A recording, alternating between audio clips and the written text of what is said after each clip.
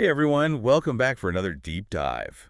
This time we're going to be tackling, oh boy, the human mind. Psychology and human behavior. That's right. Unlocking those secrets. That's a great way to put it. Unlocking the secrets. I love it. So we've got a stack of really cool sources here. Everything from, classic psych textbooks to Yeah. cutting edge research articles. Even a little peek into pop psychology. Right, exactly. Yeah. So we really want to extract these golden nuggets Ooh. of, knowledge about how our minds work, how we learn, How we interact. how we interact with the world around us. Yeah. So get ready for some aha moments, maybe some face palms. Buckle up. Let's dive in. Sounds fun. All right. So let's start with the biggest question out there, I think, in psychology, this nature versus nurture thing. Right. Are we a product of our genes? Yep. Or are we molded by our environment? It's kind of hardwired from birth. Right. Or is it all about, the experiences we collect along the way? Yeah, it's like that age-old debate. Right. The age-old debate. Is it? Is it in our DNA? Or is it all about what happens to us, as we grow? It's a really big question. Yeah. And I don't think there's a simple answer. Both of both. It's a bit of both. I mean, think of it like baking a cake, right? You need the right ingredients. You also need the right oven temperature and baking time. Oh, that's a good analogy. I like that. A sprinkle of creativity. So, it's not one or the other. It's this blend of both. Gotcha. So it's not like asking, if a cake is made of only geese flour or only sugar, right? You need both of them working together Absolutely. to create something delicious. So speaking of delicious discoveries, our sources mentioned some really fascinating twin studies. So imagine identical twins separated at birth. They grow up in totally different worlds, but they still share some strikingly similar personality traits. Mind-blowing. It is mind-blowing, right? It really is. How is that even possible? Look at those twin studies, Oh. especially the ones from that 1976 textbook we have, were really game changers. Yeah. They helped researchers kind of tease apart the influence of genes and environment on traits like extroversion, how outgoing you are, or neuroticism, how prone you are to stress. So basically, scientists can kind of use these twins as a natural experiment to see how much of our personality is really determined by our genes versus how much is shaped by our experiences. Yeah, and because identical twins share 100% of their genes by comparing them to fraternal twins or regular siblings, you can start to see which traits are more likely due to genes and which ones are shaped by environment. That's super cool. It's like having two versions of the same cake recipe. All right, I like where you're going with. One baked in a fancy oven and the other in a simple one. And then you can see how the different ovens or environments affect the final product. But the core ingredients, the genes, are the same. That's a perfect way to put it. So even if those twins are miles apart, they still might end up with some surprisingly similar flavors thanks to their shared genetic blueprint. Exactly. Okay, I'm with you. But here's the thing. Here's the thing. Those twin studies also revealed that environment matters a lot. Oh, really? Yeah. Interesting. Even with identical genes, those twins weren't carbon copies. I see. Their upbringing, their relationships, the challenges they faced, all those things play a role in shaping who they became. So really IOS, like a partnership between nature and nurture. Absolutely. Nature provides the foundation, but nurture paints the masterpiece. I love that. That's like a really poetic way to put it. So it's not one versus the other. It's both working together to create this amazing tapestry of human individuality. It really is. That's pretty cool. All right. So before we move on, let's take a moment to let that sink in. Remember, learning is like building a brick wall. You need to lay each brick carefully, one at a time, for the structure to stand strong. I like that. Yeah. So jot down your thoughts, make connections to your own life, and let those aha moments simmer. Right. The more actively you engage with this material, the more it becomes a part of you. I agree. Couldn't have said it better myself. Okay, now that we've kind of explored the big picture of nature and nurture, let's zoom in on the most powerful organ in your body, your brain. Dun, dun, dun, dun. That's right. The Or brain, Command Center. think of it as like the ultimate command center, more complex than any computer ever built. It controls everything you do, think, feel, experience, every. A universe inside your head. It really is. Yeah. It really is like a universe. And speaking of universes, our sources mention some mind-bending research called split brain studies. I love those Interesting. split brain studies. These studies completely revolutionize our understanding of how the brain is organized and how the two hemispheres specialize in different tasks. Okay, hold on a second. Are we talking about like literally splitting the brain in half? How Right. how is that even possible? Well, not quite splitting it in half, but these studies focused on patients who had a surgery. That severed the connection between the two hemispheres. Right. It's a bit like having two separate control rooms, each responsible for different aspects Oh, of your experience. and get this. Get this. The researchers discovered that each hemisphere excels in specific tasks. Wow. Like the left hemisphere is a whiz with language and logic, while the right hemisphere is the master of spatial reasoning, facial recognition, Yeah. and emotions. So it's like, if my left brain is the logical one, is my right brain like the artistic, creative side? In a way, yes. Interesting. And here's where it gets really fascinating. Negative. Even if your left brain isn't consciously aware Mhm. of something, your right brain can still process it and even guide your behavior. What? It's like having a secret agent working behind the scenes, Mhm. influencing your actions Oh. without you even knowing it. That's incredible. And a little creepy, to be honest. It is. It is. It's like there's a whole world of thinking going on in my brain that I'm not even privy to. Right. Yeah. Think about this. You're driving a car Mm-hmm.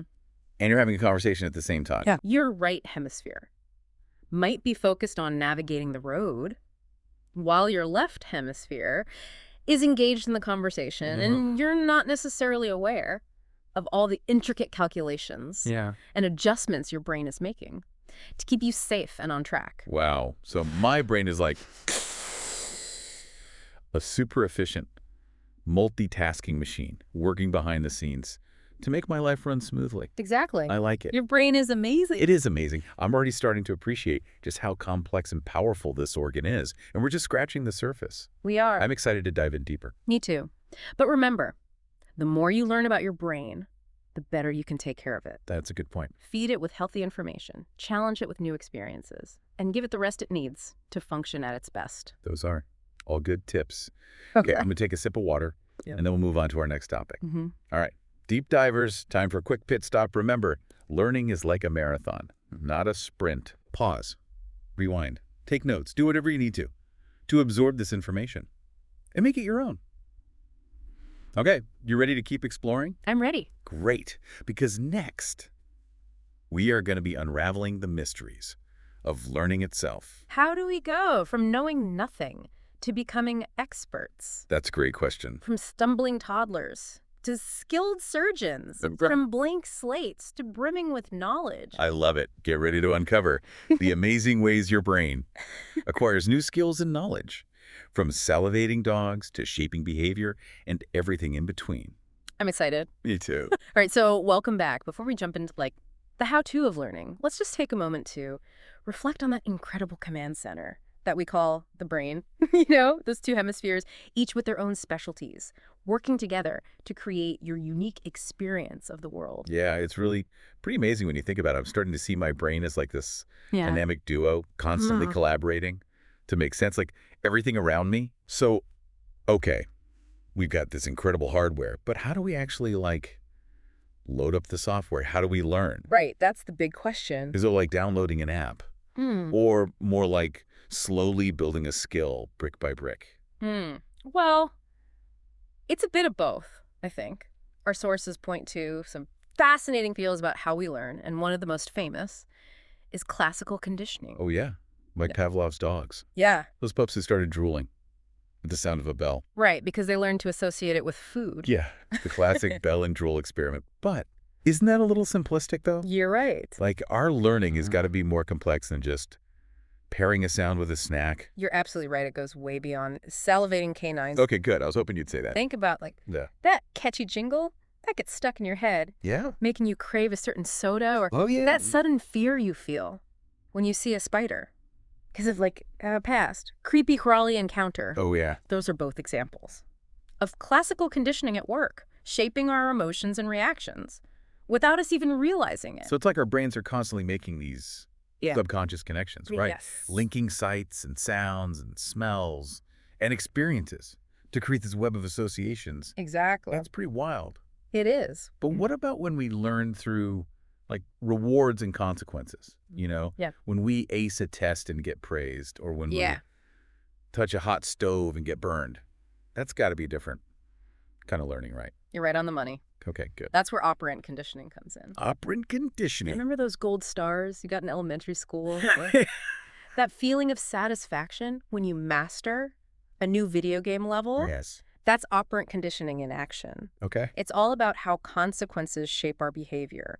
Rewards make us more likely to repeat an action, while punishments make us less likely. So it's like our inner reward system is constantly weighing the pros and cons, deciding which actions are worth repeating. Yeah. And which ones to avoid. That makes sense. Who wants to keep touching a hot stove? Right. Ouch. I can definitely see this playing out Yeah. in my own life, from training my dog to learning new skills at work. It's like a constant feedback loop, shaping our choices and actions. Absolutely. And it's not just about Yeah. external rewards and punishments. Yeah, you got it. We can also learn through intrinsic motivation, Yeah. the joy of mastering a skill, Yeah. the satisfaction of helping others, or just the pure pleasure of learning something new. Exactly. Yeah, so we're not just puppets dancing to the strings Yeah. of rewards and punishments. We've got our own inner motivations driving us to explore and grow and become the best versions of ourselves. We do. That's inspiring. Speaking of exploring, let's dive into the next fascinating frontier. Let's do it. Memory. Ooh. How do we store all this information, all these experiences, all these lessons learned, and how do we retrieve them when we need them? Right. It's like a giant filing cabinet in our brains, Ah. or maybe a massive cloud server storing all our data. It's even more intricate than that. Yeah. Our memories aren't just static files stored away. They're dynamic, Yes. ever-changing, woven from threads of emotions, sensations, and even a touch of imagination. Really? Really? So our memories are more like stories we tell ourselves, Mm-hmm. constantly being rewritten Yeah. and reinterpreted based on new experiences and perspectives. Exactly. Both fascinating and a little scary. It is. How can we be sure of what we actually remember if our memories are so fluid? That's a great question. Yeah. And it leads us to some of the trickier aspects of memory. Research shows that our memories can be influenced by a variety of factors. Mm-hmm. Our emotions, our expectations, even suggestions from others. Oh, really? Yeah. So you're telling me that, like, eyewitnesses to a crime, their memories can be easily distorted Mm-hmm. by stress or leading questions or even their own biases. Absolutely. Wow. Kind of unsettling. It is. It's like our memories are a bit like whispers down the lane, Yeah. getting distorted along the way. Right. So it's important to be critical of our own memories and to recognize that what we remember isn't always a perfectly accurate reflection of the past. Right. But if our memories are so malleable, how can we improve them? Are there any tricks to make our memory more reliable, more sticky? Absolutely. One of the most powerful tools is attention. Okay. The more we focus on something, when we're encoding it, like really paying attention during a lecture or actively engaging with a book, they better our chances of remembering it later. That makes sense. So put down the phone, silence those notifications, and really be present with the information you want to retain. So it's like shining a spotlight Okay. on the information we want to remember, making it stand out Oh, from the background noise. exactly. I like that analogy. What else can we do to boost our memory superpowers? We can also use mnemonic devices, Oh, yeah. those clever techniques that help us organize and retrieve information more effectively. Like acronyms and rhymes, or Yeah. even creating vivid mental images to associate with key concepts. Think of it like creating a mental map to navigate the vast landscape of your memory. Oh, I like that. Yeah. I used to use those tricks all the time in school. What about repetition? Isn't practice like the key to mastery? You got it. Mhm. The more we revisit information, the more deeply it's encoded in our brains. Right. So think about learning a new language. You need to practice those words and phrases over and over again for them to stick. Cramming for a test might get you through the night, but spaced repetition, revisiting the material over time, is the key to long-term retention. So it's like building a muscle. You need consistent workouts to make it stronger and more resilient. Exactly. I like that.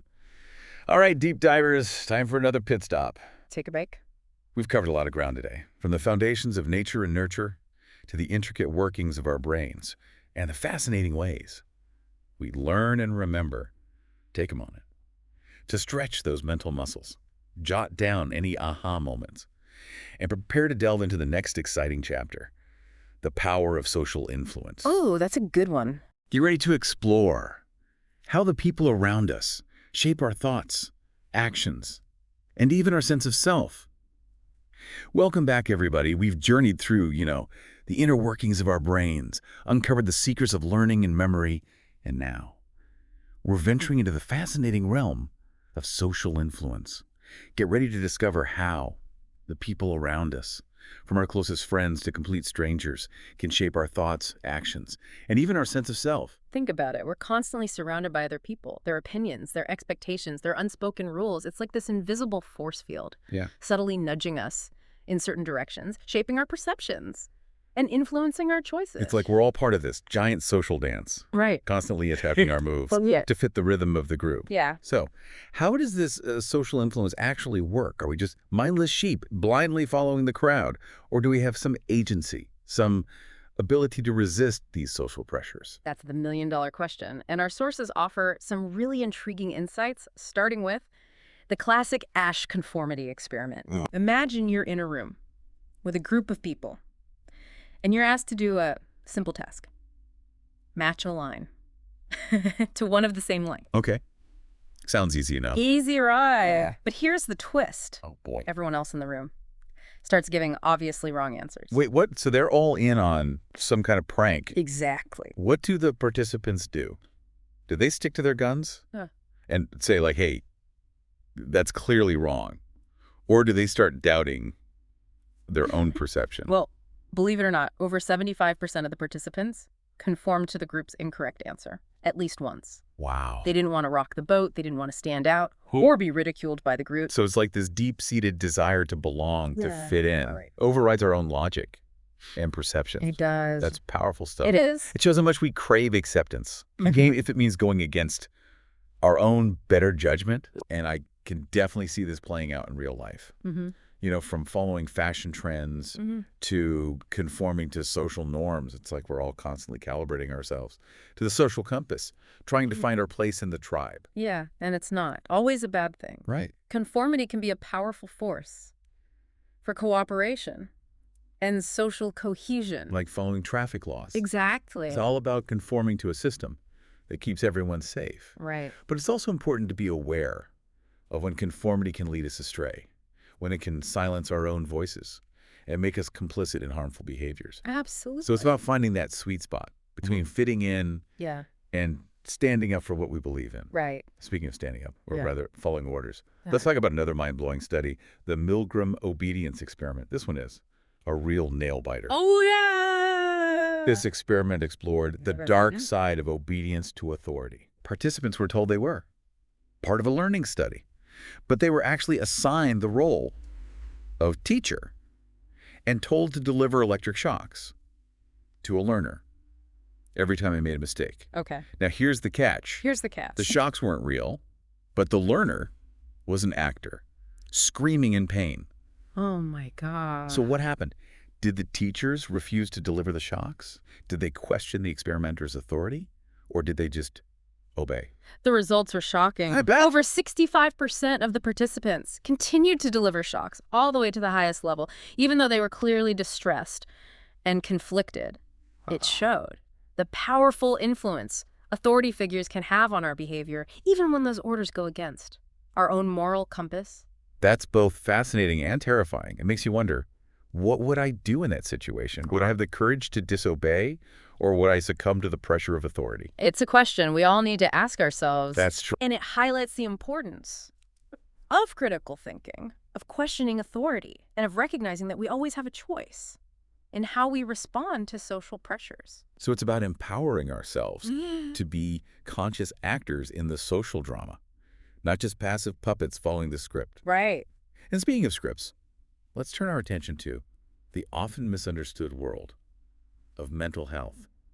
There's still so much stigma and misinformation surrounding mental illness, and it's time to shed some light on this important topic. I agree. One study that really shook things up in the field of psychiatry was Rosenhan's on being sane in insane places. Experiment. Oh, yeah, I remember that one. Intriguing title. What was that all about? Well, in this experiment, A group of perfectly healthy individuals Wow. pretended to have auditory hallucinations, hearing voices, and got themselves admitted Hmm.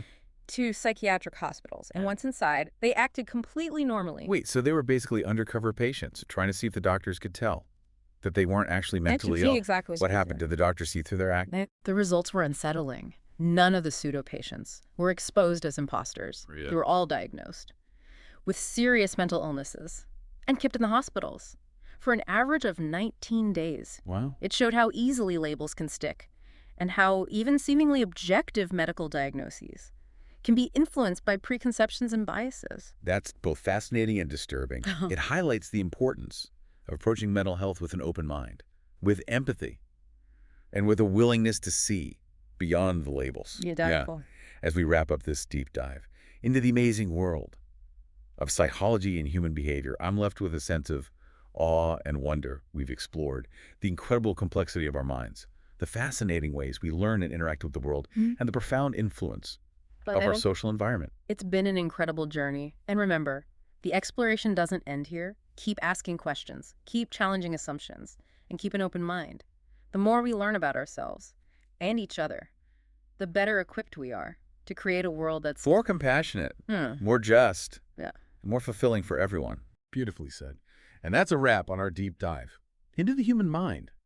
Until next time, fellow explorers, keep learning, keep growing, and keep diving deep into the mysteries of what makes us human.